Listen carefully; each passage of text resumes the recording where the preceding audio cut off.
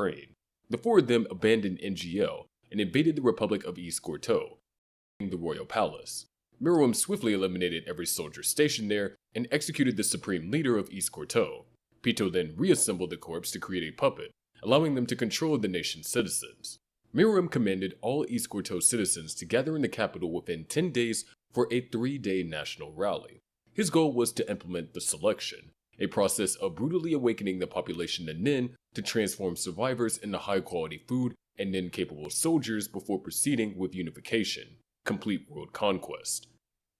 When Killua began disrupting the selection, they had the Supreme Leader puppet appear on television to declare martial law. While the royal guards hunted down enemies surrounding the capital and disrupting the remote sorting operation, the king entertained himself by learning strategy board games to sharpen his tactical abilities. They brought in national champions as opponents. He easily crushed the Shoku champion, killing him when he attempted to escape. His next opponent, a Go champion, also fell quickly and later hanged himself out of pure terror. Everything changed when they brought him a Gungi champion, a blind girl who radiated zero fear and constantly put herself down. Despite looking clumsy and unremarkable, this girl named Komugi turned out to be an absolute master at Gungi. She kept winning against the king as her strategies grew sharper and more unpredictable with each match. Frustrated by his constant defeats, he decided to mess with her head through a high-stakes wager. His psychological warfare involves granting anything she desired if she wins versus her left arm if she loses. She thought about swapping out her usual stakes, and he was caught completely off guard when she revealed that she prefers to offer her own life instead of just an arm if she loses. This made him burst into laughter while admitting he'd been the one treating their games too lightly. He ripped off his own left arm as a gesture of apology. Shaipu suggests Pitu reattach his arm while he played, stating that if the king refused, he'd be willing to be killed by him. Stubbornly, Mirum told him to come closer so he could finish him off. He ordered Komugi to continue playing, but she refused even when he threatened to kill her. Faced with her determination, he finally agreed to summon Pitu. This marked the first time the king bowed to someone else's demands, as he usually got his way in everything. They continued playing for 3 days, until even Komugi reached her mental and physical limits. Claiming he wouldn't enjoy beating her while she was weakened, Mirum broke his word about not giving her breaks and allowed her to rest. These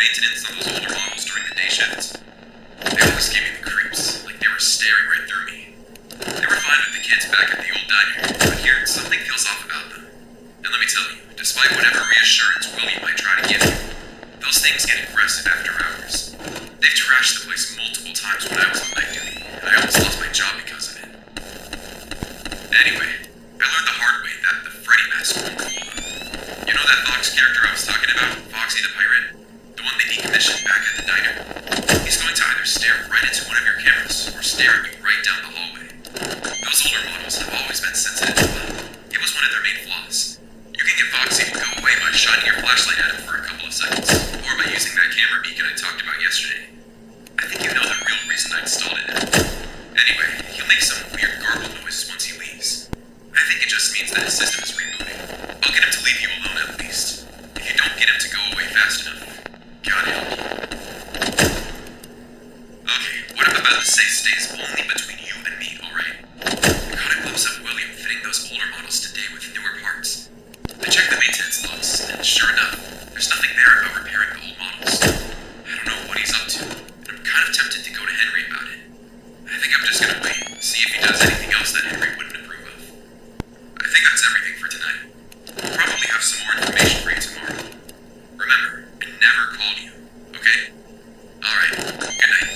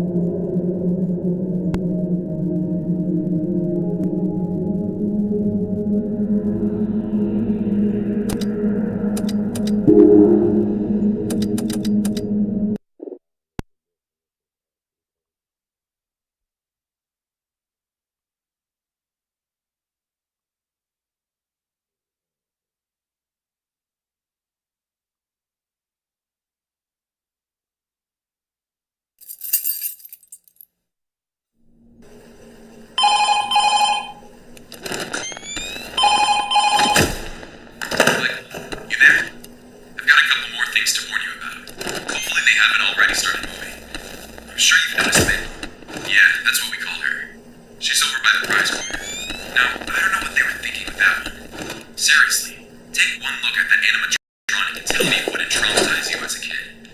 I've never seen her move during my shifts, and if she ever activates, somehow, the Freddy mask trick should work on her too. Remember, the mask works only on the newer models. As I said last night, William started fitting those older models with new parts. I think Freddy was the one he was messing with, because I heard that tune from the old diner in there today. I'm just taking a wild guess, but if William is using the newer parts, Freddy will be able to walk around too, which he was never able to before.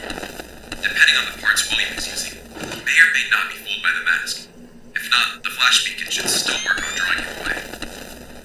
Anyway, the day shift was interesting, to say the least. The janitor began to complain about a strange smell coming from the parts and service room. The room was locked up tight, but the smell was coming through the sill at the door. Smelled like mold? I don't know. Maybe a rat or something died there. I tried to find William so I could ask, but he was nowhere to be found. And, I've got some news about Henry. It turns out his daughter went missing a couple of days ago. They filed a missing persons report and everything, but still no leads. Just wanted to let you know that's why he hasn't been coming in. God, I hope she's alright. Anyway, I'll let you get back to it. Keep safe, Michael. And, if you need anything, I'm just a call away. Good night.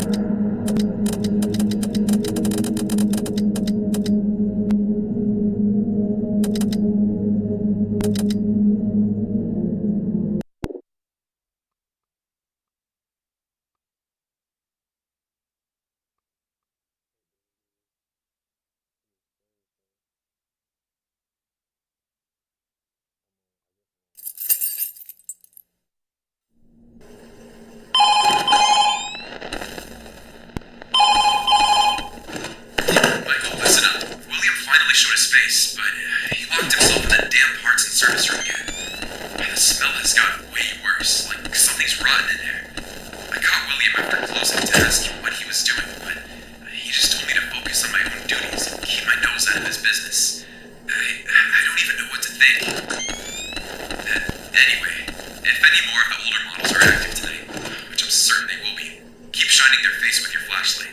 Since they're not fooled by the mask, if you wear it when they're crawling up to you in the vent, it might be too late. My advice would be to hold the flashlight at whichever vent entrance they're coming through before they make it to your office. You'll probably be able to distinguish them from the rest just by the weird sounds they make. A thought just hit me, Michael. William locks the parts and service store before he leaves. How in the world are the older models leaving that room? Only he has the key. I don't suppose you can check. No, it's fine. I wouldn't risk it. Just stay in your office. Your safest there. If I get the chance tomorrow, I'm gonna sneak into the parts and service room while it's unlocked to find out what William is doing in there. If it's what I think it is, never mind. I'll let you know what's going on. Good night, Michael. Stay safe.